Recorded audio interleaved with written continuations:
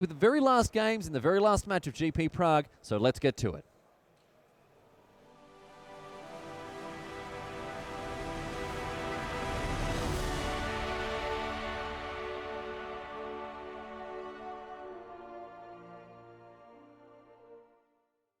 Welcome, my friends, to the final of GP Prague. You're in the booth with me, Riley Knight. Joining me, it is Simon Goertzen out of Germany, the Pro Tour champion. On your screen, Laurie Pisper from Finland and Teo Meri.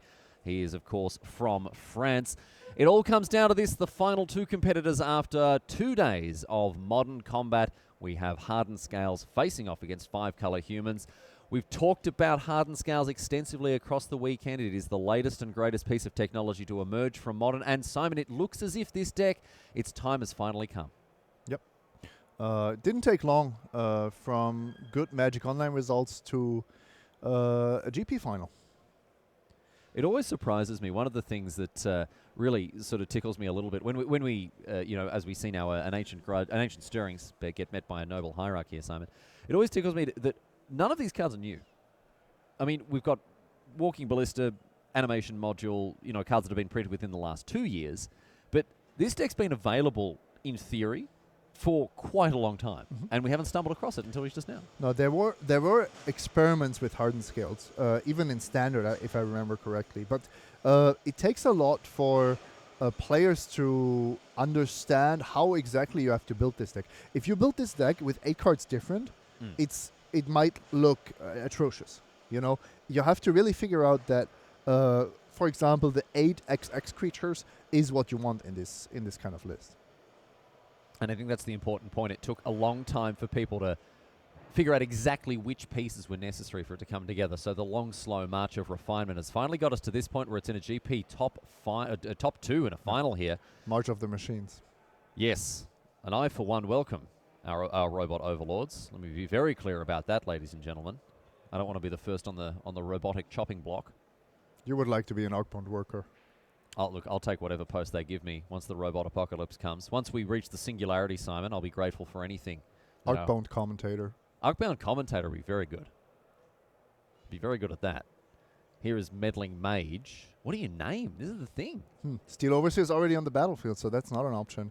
I think Hangerback Walker and Walking Ballista are the scariest card. Mm-hmm.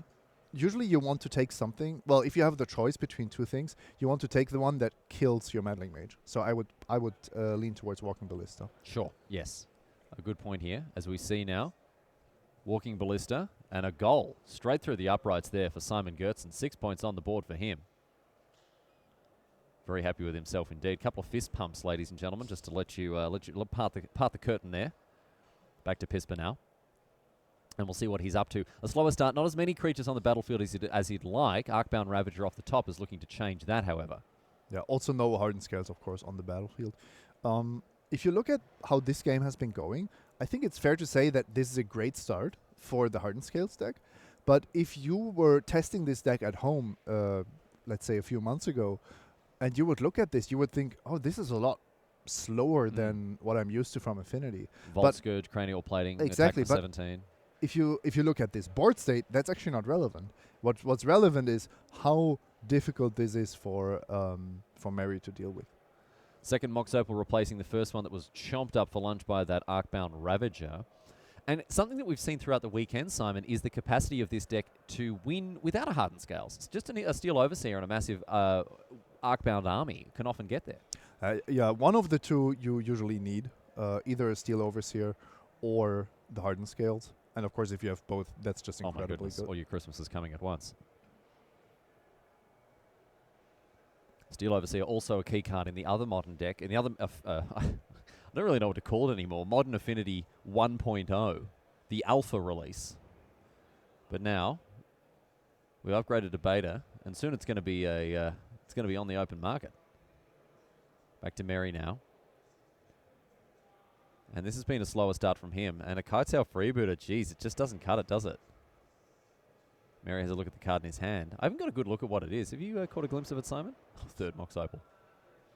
Yeah, didn't want to just throw this into the Ravager as well. I think that's a fine price to pay. Noble Hierarch providing mana number 4. And Mary has another meddling mage with the original art. Chris Bakula making an appearance once again here. And we'll see what he wants to name. Quick, Simon, go. Hangerback Walker or maybe Hardened Scales. But I'm going for Hangerback. Hangerback Walker, your answer locked in. Doo-doo-doo. Hangerback Walker, the name, locked in. Congratulations. I should be playing this final. Horizon Canopy cracked open thanks to that Mox Opal. Pispa draws another card. Doesn't need those lands, he decides. Finds another Ravager in addition to a mystery card. That's the animation module. Oh, right. Well, no wonder I didn't recognize it. So this is the one where when a +1/+1 counter gets placed on a creature you control, you can pay 1 to put a servo into play. Yeah. And it has another activated ability, I believe 3 and a tap, to add an additional counter. Basically proliferate on one permanent. Right. But the counter already has to be there. Yep. Add a counter of a type. I don't know the exact wording, but that's what it does. You get it. 45-degree tapping of involved now with Pispa's attacks. Mary looks like this one is just going to come all the way through. Or are we going to see a block? Looks like Welding Jar might get gobbled up by this hungry hippo that is the Arcbound Ravager. And now paying the extra mana for an animation module. And Mary, look at that. Very helpful with the little servo there. And an activation of the Steel Overseer as well. This is going to be a big bruising here for the Frenchman. Yeah, Laurie Pispa also occupying 70% of the table space. Very aggressive permanent placement. Getting up into his opponent's brain zone as well as into that red zone. Or that comfort zone. That light blue zone? Grey zone? Yeah, it's light bluish. It's light bluish zone. Almost light purple. But yeah, that might be the lighting. He really is. Really is pushing those permanents nice before. Yes, as you say, into the comfort zone. Into the discomfort zone now for Tome Mary, who's drawn pretty, not a particularly great hand against what he's up against. Against KCI, against Control, it would have been a decent hand. Yeah, absolutely. First one on Supreme Verdict, second one on Terminus or Wrath of God. Maybe had Mary been on the play, a turn to Meddling Mage on Steel Overseer. One can dream. Looks like Pispa's going to take a quick break here. Going to have a chat with the judge.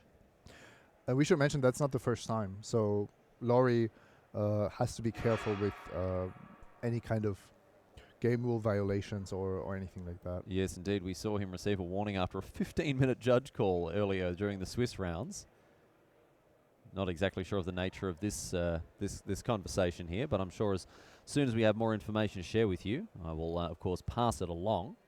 In the meantime, however, we can perhaps discuss what Mary has to do to get himself out of this sticky mess. Well, I don't think that much is going to help him in this game. Once the opposing creatures have grown to a certain size and the life totals are the way they are, you're not going to be able to come back. Maybe if you chain Reflector Mages. Looks like Pispa is away from the table discussing the role of Reflector Mage and how the rules work in terms of sacrificing creatures in response to the Reflector Mage trigger. Oh, okay, I can answer that. Reflector Mage has a single target, a triggered ability with a single target. So if the creature is not on the battlefield when the trigger resolves, then the can't play that card until your next turn clause is not going to be relevant. Because the ability becomes countered. Yeah. Yes, and so it has no countered upon resolution. All right, we're back at it here. Pispa has had his question resolved, and now it's back to Mary, who's going to have 5 mana available this turn. He does have that Noble Hierarch hidden amongst his lands. Moves it away. It's much better now. And a Militia Bugler. 4 cards off the top. This has been the latest piece of technology to be added to the humans list, and a choice between Noble Hierarch or Champion of the Parish here for Mary. Not huge on the Bugler. No. I understand that this gives the human deck a bit more late game power, a bit more staying power, but at the same time, it's a fundamental problem of the human deck that it will just flood out. Yeah. So including the Bugler, including a 2/3 Vigilance for 3, is not solving that fundamental problem.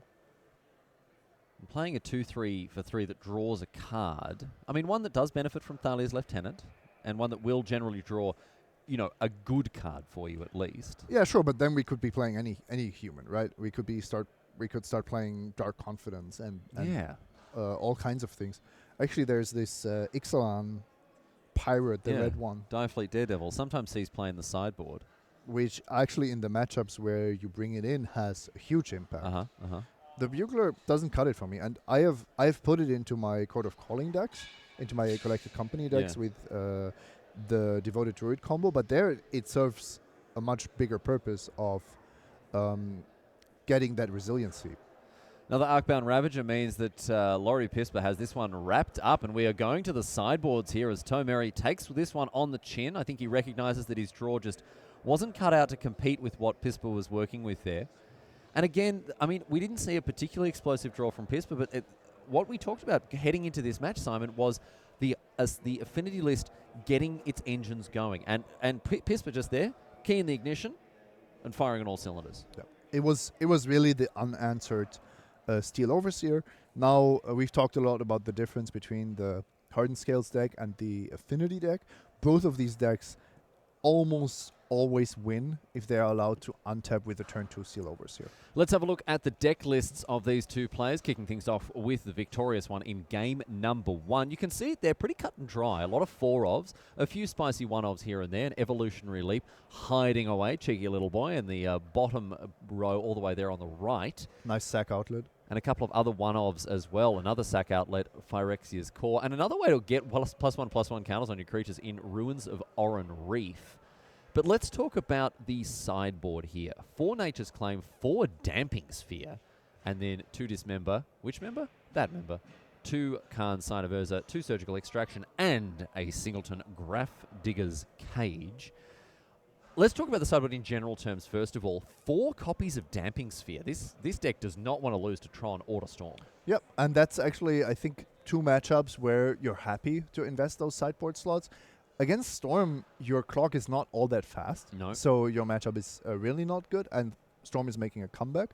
And it's always good to have some sideboard cards against Tron, even though your colorless threats mean that, for example, Ugin is not as scary as in other matchups. Or, for example, All is Dust in the Eldrazi list. Very quickly, though, let's talk about the sideboard cards that are probably going to come into play in this match.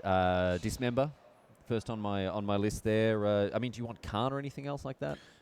You don't have to put in Karn. I was looking at the human sideboard, and there are no Stony Silences or anything like that. It's mostly creature-based answers, so you definitely don't need to overdo it with sideboarding and bring in Nature's Claim or anything like that. Let's have a look at Tomeri's list. We don't have to talk too much about the main deck. If you're a fan of the modern format, you'll be well and truly across this. If not, plenty of primers available online.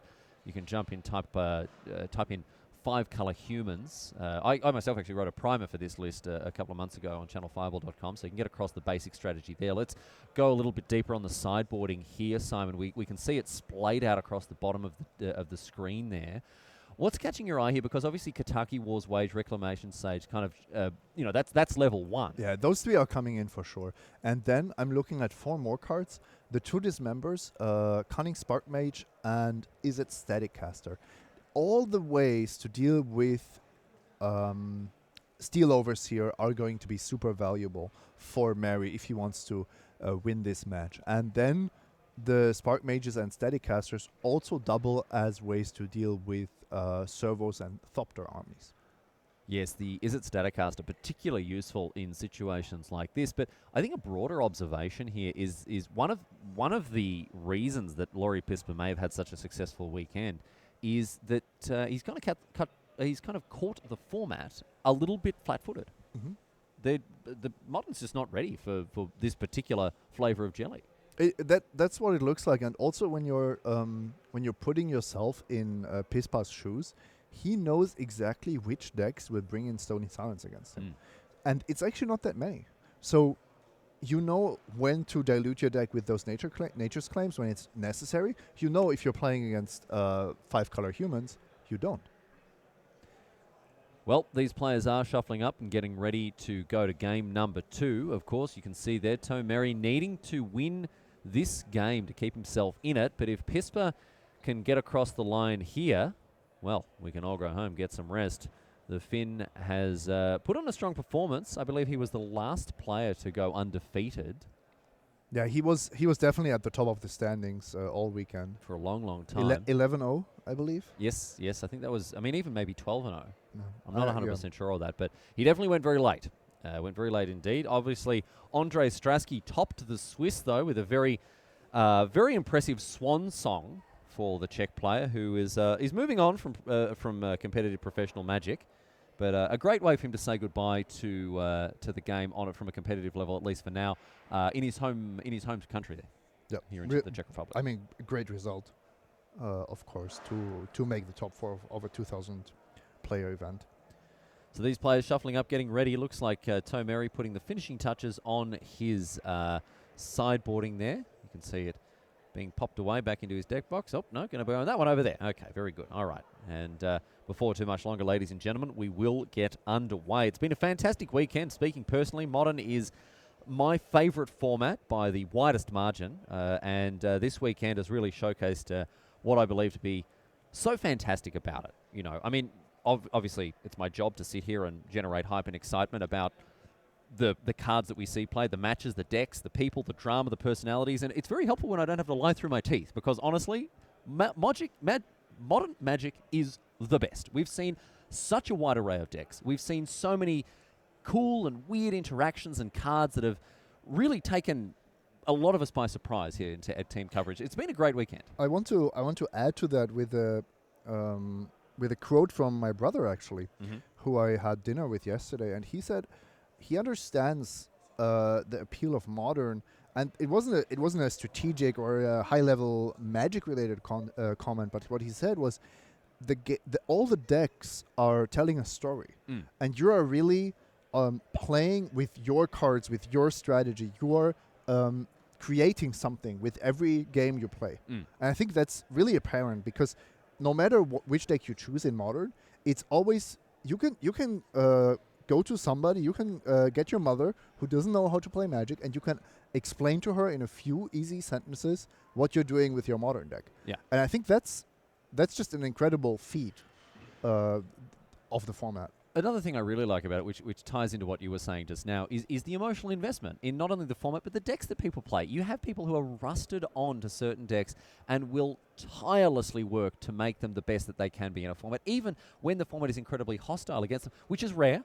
These days it's rare. We haven't had utter dominance of a particular deck in Modern for quite some time, and more or less any strategy is at least viable these days. And for that reason, you know, there is Grixis guy. Corey Burkhart will always play Grixis Control in Modern whenever he can. I will always play a Celestial Colonnade deck, because it's never going to be so bad that I don't think that I'm going to have at least a decent shot. And that's very valuable. You know, standard decks come in and out of fashion. There's rotation to shake things up every couple of, every year or so. But Modern, it keeps things interesting by allowing you to have different adventures with the same deck over and over again. Looks like Mary's down to 6. Not a great start from him. So we whiz through the hand of Piss, but that looked like a pretty good one. Yeah, it looks like a slow one, but one that could put Mary under a lot of pressure. Once again, it looks like there is going to be a turn 2 Steel Overseer, and Mary will have to answer it.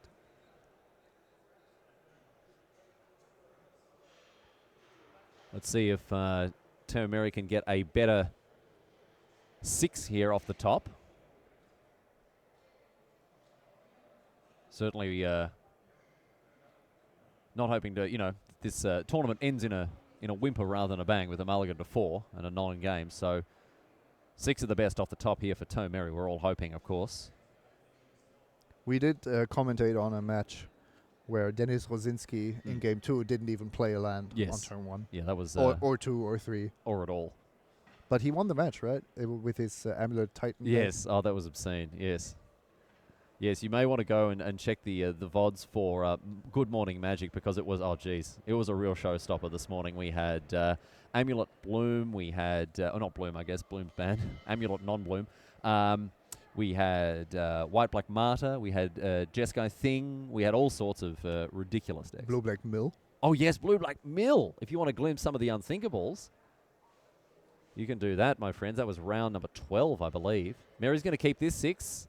Looks at the top card, has a think about it. Looks like a very land-heavy hand to me. Double unclaimed territory in addition to a Cavern of Souls. That looks like a Is It Staticaster as well. Once again, my superpower is recognizing small pieces of cardboard by half a centimeter of their surface.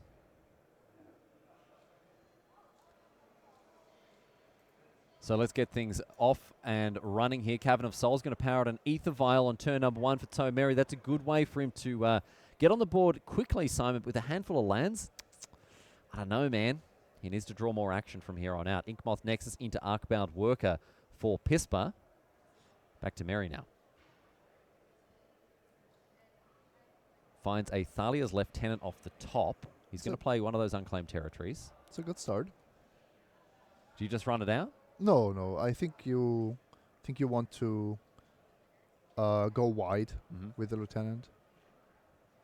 Off the top now, another Arcbound Worker for Pispa. He has double Hangerback Walker in hand. Get in for 1. So here's the thing. Mary has 2 pingers in his sideboard. If you now play a 1/1, you are exposing your creatures to that pinger. The other question is, can you actually win if there is an Is It Staticaster, for example, in Mary's hand? Now, we know that there is, and we know he's going to be able to cast it. So this is going to be a decent state of affairs here for Mary because, of course, these 1-toughness creatures threaten to be machine gunned down by the Staticaster. But Pispa delayed his Steel Overseer. And that's not an easy choice to make because it is the most powerful play available to him on turn 2. So he is playing around Cunning Spark Mage and Is It Staticaster to an extent. Also because he has a Pendelhaven in play, which means 1 more land is a backup. Another unclaimed territory there. We saw Mary flick through his sideboard. Looks like he's taken out some number of Meddling Mages, Kitesail Freebooters. Unsurprised to see that. And here's an Is It Staticaster. And Mary very quickly activating the 0-3 in order to prevent any kind of silly shenanigans here. And Hangerback Walker the obvious target. Also because otherwise the Hangerback Walker could just pump itself. And of course the Pendelhaven could keep even the Arcbound Worker alive. So plenty of incentive there to make sure he got it done straight away. A Noble Hierarch comes across for 1. No, it doesn't. Comes across for 2. Is It Staticaster's not a defender as well? Can start attacking. I don't know. Maybe in this spot I would have preferred a +1/+1 counter on the Lieutenant instead of the Staticaster. Because you're so unlikely to start attacking with it. Sure. So play the Lieutenant first, pump up the Hierarch, and then cast the Staticaster. Yeah, for sure. All right. Yeah, I don't think Pispa's blocking no matter what, so would have been more or less free to do it that way as well. Anyway, we have a 1/4 Is It Staticaster, a 1/2 Noble Hierarch, and a little 1/1 Thalia's Lieutenant. Pispa moves on to his 3rd turn. Looks like you might have Ruins of Oran Reef there.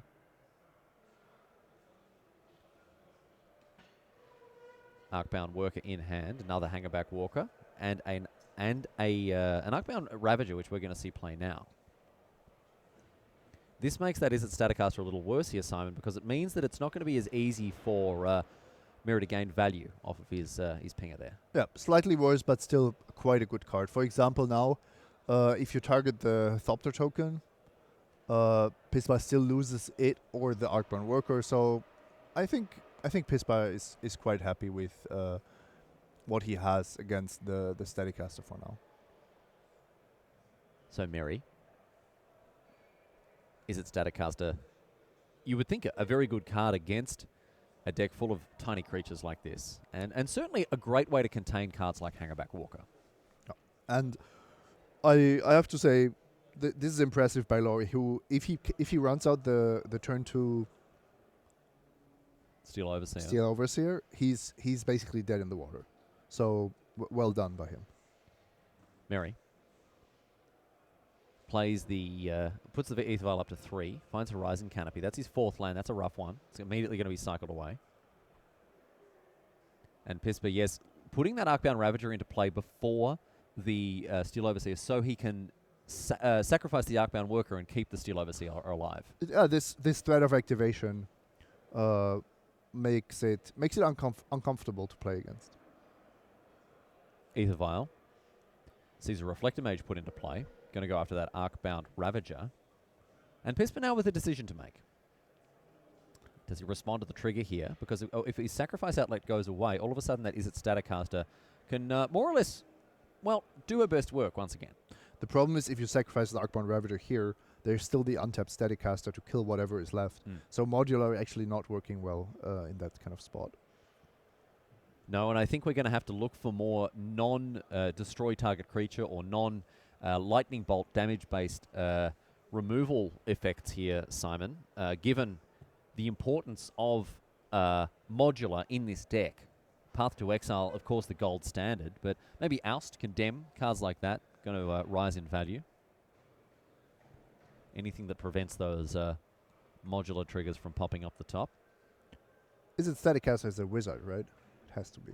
I think so. So I can put it in my blue-red wizard stack. Oh, yeah. There it is. Look at that. Put it in 12 bolt. 12 bolt. 12 bolt? Oh, yeah. Wizard's Lightning, Lightning Bolt. Snapcaster Mage, 12 bolt. I guess if you play, and in the mirror match, if you play Direfleet Daredevil, which is not a wizard, but still, then it's 16 bolt. No, 20 bolt.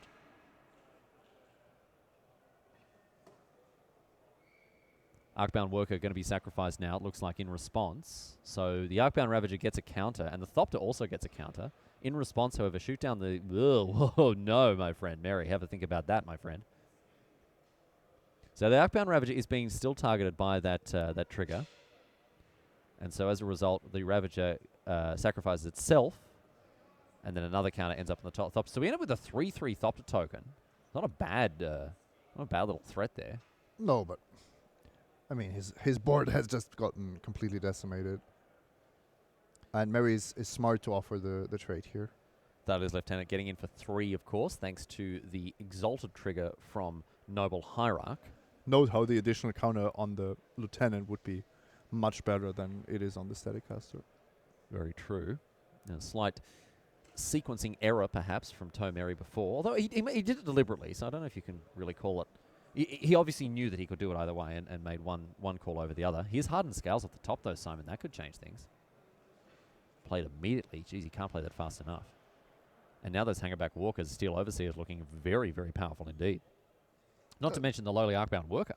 Actually, there's 2 things you can do here. You can just play Hangerback with 2 counters and Arcbound Worker with 2 counters and say, look, your Staticaster is not doing anything anymore. Or you're playing for for a longer game. You tap your non-Pendelhavens to cast the Steel Overseer, and then you have Pendelhaven back up against the Staticaster. But that leaves you in a very defensive position and super weak to Phantasmal Image or Reflector Mage. Well, look at this. 3 mana for a 4/4 Hangerback Walker is not a bad deal, as we see the Ruins of Oran Reef put an extra +1/+1 counter on Hangerback Walker. Of course, it's a colorless creature, entered the battlefield this turn, so it gets an extra counter. That's a nice piece of technology, especially in addition to Hardened Scales here. Mm-hmm. And this line is also a bit weak to Reflector Mage, but it's probably just something you have to accept. Not a card that we're hugely accustomed to seeing. Even in Oath of the Gatewatch draft, it was a little situational. You were never thrilled to open it as your rare. Thalia's Lieutenant going to come in, Thalia herself going to juice up the Lieutenant as she gets in now for 4. Pispa down to 15. Of course, you don't want that Hangerback Walker to die because the Staticaster is still around. Oh, the Ruins are actually amazing against the Staticaster. Now that I think about it, it's going to mean that you can respond to a Staticaster activation with the Ruins if you play your Steel Overseer. But the thing is, can't Pispa just wait, or can't Mary just wait until it's his turn and activate this Staticaster main phase? Well, in this particular case, there's also the Pendelhaven. So, yeah. Pispa has all the tools to beat the Staticaster, and the Ruins are also incredible if the Hangerback Walker should ever die. Looks like Pispa may have forgotten about the Thalia as well. A very late tapping of the Pendelhaven to pay for her Thorn of Amethyst effect. And any way you slice it, the Dismember has taken the Staticaster out of contention here. Arcbound Worker the play. Looks like it's going to be, oh my goodness. It's going to be a 1-drop that comes into play as a 4-4. Or is a 5-5? No, 4-4. Don't get too excited. Having a good old think about it here. If Pispa really wants to activate the Ruins of Oran Reef, because he also has the Hangerback Walker up. I think it's a close call. You probably want to diversify your blockers. So putting the counters on the Arcbound Worker seems correct. Still, I don't think this turn was thought out perfectly, as you can tell from the fact that Pispa paid the 1 extra mana for the Dismember after noticing the Thalia. Either Vial brings a Mantis Rider into play here. And he's being punished by exactly that. Thinking that he had to deal with a Staticaster in a turn where he didn't even expose a single 1-toughness creature. So I think slight misstep here. It might be costly with 4 damage in the air. We'll see what Mary has to say about this. Maybe he can smell just a drop of blood in the water here, although the Finn still has his snoot a fair way in front, I would say. Pispa is on a virtual, what is it, 4 minus 3? He's on 1. How's that? Attack with everything. 2 blockers, block the 2 biggest creatures, and that Noble Hierarch has a counter, so that's 6 points of damage. Pispa would go to 1 from blocking. Alternatively, Mary can attack for 4 in the air and say, you're going to have 1 more turn either way. Because that all-out attack would cost him a lot of his board here. Well, let's see. Mary thinking about it. He's crunching those numbers. Looks like it's just going to be the Mantis Rider here. And the problem is bringing your opponent down to 1 for the humans deck is not that great. You don't have a lot of reach in your deck. And you don't want Pispa to block with Hangerback Walker and suddenly have all these blockers available again. Now Pispa has to really struggle, hoping to be able to chump block with Inkmoth Nexus, and suddenly it's a real fight here. So Pispa does have access to that Steel Overseer in hand. I don't know why he wouldn't cast it here. He's going to be able to make it a 2-2 as well if he chooses. Or he might want to have that Inkmoth Nexus do something as well. We'll see. It is going to be Steel Overseer in any case. Here it is, finally. Been hanging out for a long time. It might have even been his opening hand. He drew it very early. It was in his opening hand. It was in his opener. And had he cast it on turn 2, I think the game would already be over for the humans player winning, with the humans player winning. So Pispa, Hellbent, and of course 3 important utility lands on the battlefield for the Finn here. Lots of cards that win Mary the game. Well, let's see if he's found one of them off the top here. If he has, we're getting the old slow roll here.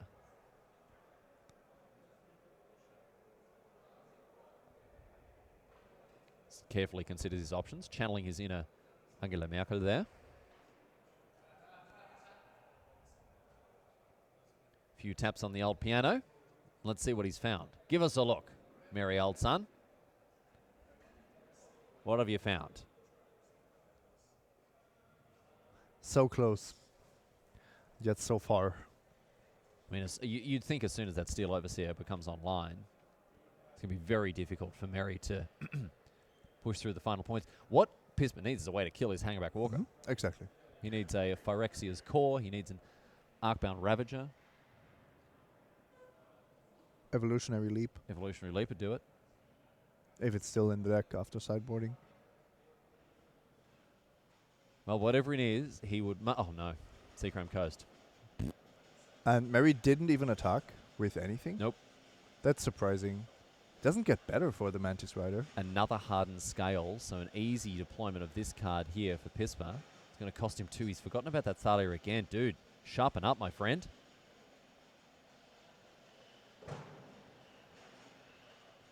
So that Steel Overseer is online.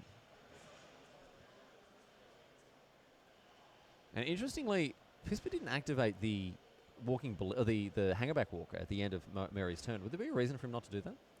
Oh no, he probably just forgot about it with all the flying combat math going on. Okay. But also, I think Mary caught him by surprise by not attacking. Yeah. He was absolutely expecting that Mantis Rider to come in, and I honestly couldn't believe it either. So that may have caught him off guard there, because the difference between a 4/4 and a 6/6 hangerback walker, wow, that could make a pretty big difference here. Yeah, And I Pispa honestly don't think that this is going to be deciding the game. It's about Mary finding ways to deal the final points here. Off the top, what do you got? Big money. No whammies. Tomeri, with his opponent on 3, needs to find a way through here. Is there any reason not to attack with the Mantis Rider? Well, now you can't attack anymore. Because it'll just bump. Now it just gets eaten by the Thopter. By the Thopter But token. previously it didn't, right? Previously there was either there was a block with the Nexus available. Or a double block would have been feasible, but I think that's the best you can get out of a Mantis Rider. Like we see here, it's not getting better. Look at this. This is obscene. Putting 3 counters on all of his creatures thanks to double hardened scales. Yep. Absurd. Unbelievable scenes here in the finals of GP Prague. And now 3 more counters with a hangerback walker. It's a 10-10. And Mary ships the turn back to Pispa. And look at this engine hum. Listen to this baby purr, Simon. It is a pretty incredible deck when it gets going. Any kind of sack outlet is going to win the game on the spot here for Laurie Pispa. This hangerback walker is just waiting to let its pretties fly. Fly, my pretties. At the moment, there's 10 of them. And Mary needs to draw, I think, Reflector Mage for that hangerback walker if he wants to play a long game. I don't know how many Mantis Riders he wants to draw in a row to have a chance to raise this. Because there are 2 huge flyers now on Pispa's side. Yeah. I expect that Inkmoth Nexus to come in next turn as well. Yeah, it's getting close to the poison kill. It's just one more turn, right? 4 plus 3 plus 3, yeah. Next turn, it's getting in there for sure. Jeez. And once you have other lethal creatures, like that Hangerback Walker, it's threatening lethal, so it has to be blocked. You can even think about attacking with more of your creatures.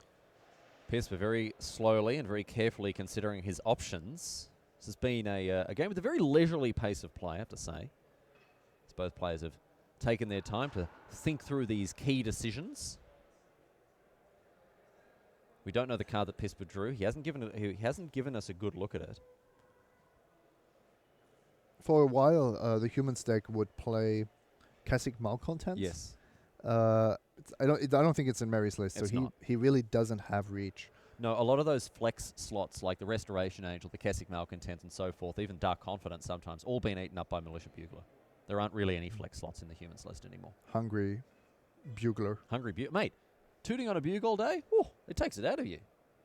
You got to fuel up. And you could actually see there Pispa with that attack I was mentioning.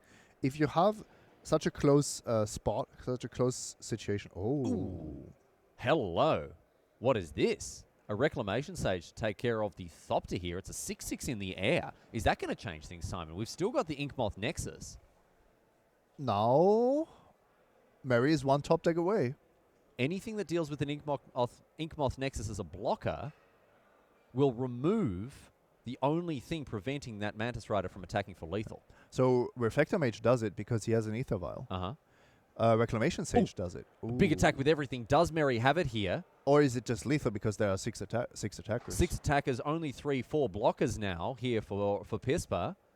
If he blocks everything but the smallest, he gets in for 1/3. Yes, the smallest creatures will still get through 3 damage. The Noble Hierarch. The one counter on the Hierarch Ended up taking out the game because the Noble Hierarch and either the Reflector Mage or that freshly played Reclamation Sage were enough to push through 3 points. Incredible. This was super close. A stunning victory there from Tomeri, and Laurie Pispa ultimately just outgunned I mean, it didn't look as though he was in too much trouble, but a key piece of interaction. We talked about Reclamation Sage not being good enough in this situation, but its ability to take down a key blocker, Simon. And swing for 2. Also attacking for 2, very important. So it ended up being very, very decisive in putting us all the way through to game number 3 here. A small smile from Tomeri, from his friends behind him, obviously cheering him on silently from the peanut gallery there. We can have a look at the lists once again for these two players, kicking things off as ever with Laurie Pisper. Let's see what this Hardened Scales list is working with. We didn't see too many sideboard cards. I think just the Dismember was the only one that Pisper, well, not necessarily brought in, but the only one we saw. Yeah, he might have brought in, a Karn? Maybe. But honestly, the Dismember we know for sure, and it might be the only 2 cards that he brought in. I think that's fair. It might actually have lost him the game, because dismembering that is it Staticaster meant that he had a really bad turn, and then was punished immediately by the Mantis Rider. Because he cast it at the wrong time and for the wrong amount of mana, incorrect amount of mana, I should say, excuse me. And as a result, paid, I mean, didn't pay the ultimate prize immediately, but over a course of turns, it kind of unraveled from there, Yep. Gave his opponent more outs than he should have. Well, this deck probably not changing too much between main deck and post-board games here. We can move on and have a look at the 5-color humans list. Again, industry standard by now. The only thing that we really see fiddled around with is the individual numbers of cards like Phantasmal Image, Reflector Mage, Militia Bugler, and Meddling Mage. And here we've got the 4 Meddling Mage, 3 Bugler split against the 3 Image, 4 Reflector Mage split. Yeah, but this is ultimately not all that relevant. I want to highlight the sideboard cards. The Staticaster on turn 3 changed the course of the game. Absolutely. And then the Reclamation Sage was one of the very few outs that Mary still had to stay in the match. What about Auriok Champion as a Soul Warden? No, I don't think Soul Wardens is what you need. You've seen how big the creatures grow. Yeah. It's not a race in the sense that you're racing for life totals. You are racing for life totals, and the Hardened Scales deck just builds a huge monster. Yeah, plays to the board. That's true. Yeah, it is pretty nice when Hangerback Walker makes so many Thopter tokens. That's kind of what I was thinking. And then they kill you with it.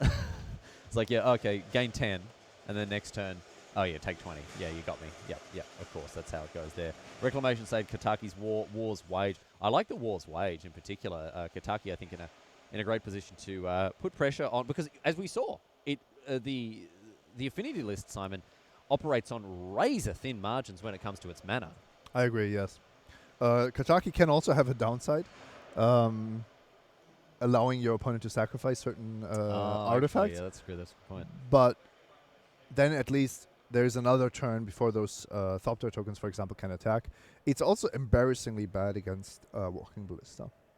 So I think Kataki, in particular, is the wrong card to have in your sideboard against artifact strategies. If this Hardened Scales deck is a thing going forward. I guess if Walking Ballista is in those artifact strategies. Great against KCI. Yeah, but the other artifact hate cards are also great against KCI. Sony Silence, for example. All right. Well, there you go. You heard it here first. Chuck your Katakis in the bin. Don't do that. Put them back in your trade binder. Bring them back out when when there's a better, a more approachable format for them. Was that a 6-lander Ether Vial? Yeah, and he felt the need to reveal that to his opponent. Just look at how unlucky I am. And the world. Just look at how unlucky I am, he says. And we all go, yes. It's like when your mate approaches you in the middle of the round, and you can see they've lost, and they're approaching you, and they're going to tell you exactly how and why they lost and how terrible the whole situation was, and there's nothing you can do. The bad beat story? There's nothing you can do. Oh, there are do. things you can do. It's just not socially acceptable. Oh, okay. Well, have you got any secret tech for the bad beat story? Bathroom. Yeah, no one's falling for that, though. Coffee break. You know, sometimes like you're on a date and you organize for someone to call you halfway through, so you've got an out, and then you can be like, oh, no, it's all fine, and then you can just stay there. Or you can be like, oh, I need to go and rearrange my sock drawer and wash my hair, and I left the stove on. And then you can go, sorry, I need to go and wash my sock drawer and rearrange my kettle. And then, what are they going to say? Yep. We need higher order, higher higher powers. Higher power, yeah, higher powers coming in. You know what we need? We need an app. We need an app called Bad Beats with a Z, right? And in it, you can press a button that then like times a notification on your phone or something else like that. I'm sure this exists. You just set a timer. Oh, actually, yeah, it's just like fake timer. call. Yeah, fake it's call just a fake timer. call thing. Yeah, and you can say, "Oh, sorry, it's Mr. Yakamoto from Tokyo. I've got to discuss this business deal," and then you can walk away from your opponent talking about how they flooded out and then got screwed. Okay, So we could make millions. We solved it. We could make millions with Bad Beats. TM, R in a circle. That's ours. Don't touch that. Tomeri now down to 6. He's scrying, so obviously keeping, and it's going below decks. We're off to the final game in the final match of this tournament here between Laurie Pisper on Hardened Scales and Tomeri on Humans. Inkmoth Nexus, no turn 1 play from Pisper. Meri, on the other hand, not on his merry way, cannot find a 1-drop. Yeah, and those static casters and whatever other solutions he has to an early Steel Overseer are a lot worse on the draw because they are too expensive. Meddling Mage comes down in turn too late, and Izzet Static Caster comes down in turn too late unless you have a Noble Hierarch. So 2 mana now, and here is the Meddling Mage, invitational card, of course, of Chris Bakula. But a little too late to prevent something like the Steel Overseer, a powerhouse card, I would say, here in the Hardened Scales list. Much better in here than it is in the original Affinity list as well. Arcbound Worker. Freshly drawn last turn it was, so day-old bread here, and now an Arcbound Ravager as well. Yeah, and that's the death knell, the first ringing. Yep. Bing bong, the humans are dead. Skynet victorious. Skynet online. Yep.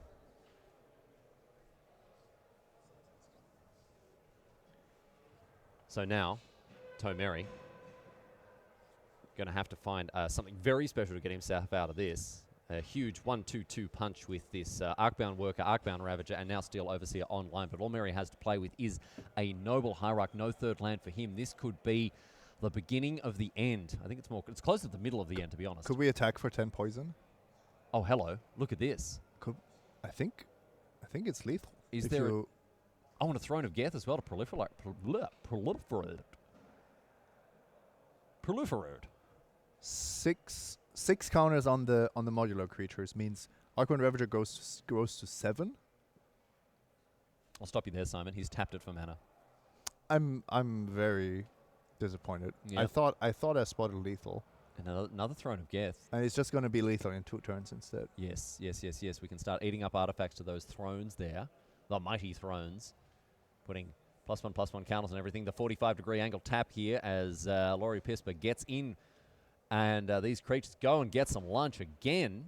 Getting in for 6 here with these 2 modular creatures. Meri down to 14.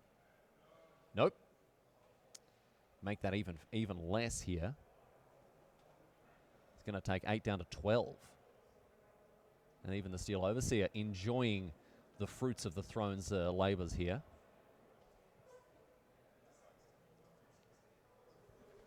And all of a sudden now, Laurie Pisper poised to take over this game in very, very convincing fashion. Tomeri looking a little, I don't know, dude. A little unhappy, a little unsettled here. It does really seem like we are in the distant future here, the year 2000. With the robots, their uprising, almost complete. Poisonous gases flooding the battlefield here as the humans are dead. He's taking his time, thinking through every possible line that he could have that gets him out of this sticky, robot-laden morass. Any way that he can take the batteries out of these machines. Reflector Mage is a start, but not much you want, Simon. At least there's no lethal damage being threatened anymore. That's a start. Back to Pisper now, who does have double Throne of Geth, a Steel Overseer, Arcbound Worker, in addition to that Inkmoth Nexus. In hand another, well, we've got Arcbound Ravager and now an Arcbound Worker joining it as well. No, you could have also just sacrificed the Arcborn Ravager in response to the trigger, make a huge Arcborn Worker that has to be blocked. And once again, I think Pispa is just missing the opportunities to attack for lethal with poison damage. Like a robotic cat playing with his food here, batting this mouse across the lounge room floor. We could see this Inkmoth Nexus woken up here, but no, it's just going to be an attack with the Steel Overseer. Getting in now for another 8 points of damage. Mary without any great blocks here. And but he has to block because it's a lethal attack. Throne of Geth. Oh no, because of the proliferate here. Yep. So look at this. Simon, are we watching the finals of GP Prague, or is this the finale to Terminator 3? I'm having difficulty remembering and splitting the difference here. If I remember correctly, no spoilers, but in Terminator the humans generally win in the end. Is it not in Terminator 3 they don't, dude. So that's it. It's a replay. I think we're just, instead of showing you the finals of a GP, ladies and gentlemen, we've inadvertently shown you the last couple of minutes of a Hollywood blockbuster here, as this robotic advance, this march of the machine, Simon, goes ever endlessly on here. Mary, one final draw step you would think before the end of this game, this match, and this tournament. And let's see what he can do to keep himself in the game here. Pispa showing there is only one dance that he knows, and it is the Robo Boogie. Mary now. Some chip tunes on the keyboard here, but he cannot find anything that's going to get him out of this. What is there for him to do, Simon? I'm sorry, Rally. I'm out of ideas. Out of ideas. There's nothing. Creeping Corrosion would be a card to at least have a chance here, but of course that's uncastable and not in the deck. Militia Bugler, 4 off the top. What can he find? Unless there's some kind of spicy 1-mana tech, destroy all artifacts, human, green mana. I don't think there's anything. And no, Laurie Pispa is the champion of GP Prague after an incredible performance with Hardened Scales Affinity 2.0, the beta release, Simon. I tell you what, we've got a new contender on our hands in the modern format. Yep, Hardened Scales is the real deal. And that is that now. As you see, a warm round of applause for the Finn Laurie Pispa. His friends watching on. He took his time in crossing the line, but once he did, my goodness me, the smile on his face for all to see. As we bring it back to the booth, ladies and gentlemen, my name's Riley, joined by Simon Gertzen here. What a great weekend of modern Magic we've had, Simon. I have to say, personally, a little bit sad to see that my favourite deck, White Blue Control, didn't make it anywhere near the top 8, even after having the largest day 2 metagame share, but still all sorts of highlights for me this weekend. Some of the moments that stand out in your mind as we've explored this modern format across the 2 days? I love the fact that Storm is making a small comeback. This Hardened Scales deck is amazing, but there are still a bunch of other really good decks here out there. Band Spirit seems to be a very pliable alternative to other Collected Company decks. Yes, I think it had been described as a bad humans list, but I think it's here to stay. Now, Simon, we do have the champion standing by, so I know you're going to vacate the booth to make room for him. Thanks so much for hanging out with me this weekend. It's been great to have your company throughout the weekend, but we do have our champion, Laurie Pispa, here coming in to join us. My friend, have a seat, stick this on your head, and we'll have a chat about your incredible weekend here. Laurie, thanks so much for joining us here in the booth. First of all, congratulations. Thank you. Must feel great to take down the title. Yeah, after going 12-0 and then losing 2 in a row, and then had to sweat against Martin Juza.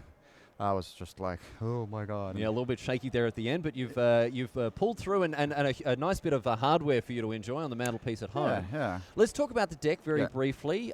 This deck is a new deck. I think it's been flying around a little bit, a good result at the Mox the other week. But what drew you to this list, and what does this deck look like in Modern more broadly? Well, actually, I played against Sam Party in Seattle at Legacy, and I asked him about the list. And then when I got home, I talked to him on Facebook. And I tried the list a little bit, and we added the sparring construct. But then I kind of left the list alone after that because the sparring construct was just like really bad. Very bad. Yeah, though still the lists are some playing 1 or even 2. And then I didn't play it. And then I doubled into the Reddit group. There are some American players probably there, and just read the group, and it seemed that for the metagame, except blue-white control, it's good. That's bad matchup, but like otherwise, it feels pretty good. Yeah, So it really seems as though it's a real contender here in the modern format moving forward. Do you expect this deck to stick around, or are we going to have to start finding new ways to beat this new deck, especially now that it's won a GP? Well, the thing is that I played it pretty bad sometimes, and it took me long to think. I got some game rule violations because I've never played Affinity in my life. Okay. And I picked this deck at 11 o'clock on Friday without any practice. Oh, no. So the Swish was basically practice, and that's why it's amazing. But on day one, I didn't do much mistakes. I played really well, but on here, I just like made huge amount of mistakes. A little and bit so all over on. the place. Well, it's been a long couple of days. The mental fatigue certainly adds up, but doesn't matter. At the end of the day, that trophy is yours, so congratulations to you. We will get you to stick around for just a second here as we close out the show. Shouldn't take too long, my friends, but I do want to thank everyone around the world for choosing to spend your weekend with us here with Team Coverage. It's been fantastic to showcase this wonderful modern format, and we do thank you very much for sticking with us. On behalf of Team Coverage, I'd like to thank everyone who has contributed to the success of this broadcast. Of course, the players, the judges, the tournament operators, the staff, and everyone else who has come together to make this tournament what it was. But of course, our biggest thanks, ladies and gentlemen, go out to you, the viewer at home, who make this whole thing possible and help us celebrate this game that we all love. My name's Riley Knight. It's my pleasure to sign off once again. We will see you next week in Richmond, a very special GP where we're going to follow Reed Duke's legacy performance. You're not going to want to miss it. It's going to be a very, very unique performance from him, so get across that. But ladies and gentlemen, before we go, I'd just like to remind you, of course, that we're all winners for having taken part. It's just that some of us win a little bit more than others. Thanks for hanging out with us at GP Prague. We will see you in Richmond, but until then, this is Riley Knight saying on behalf of Team Coverage, good night.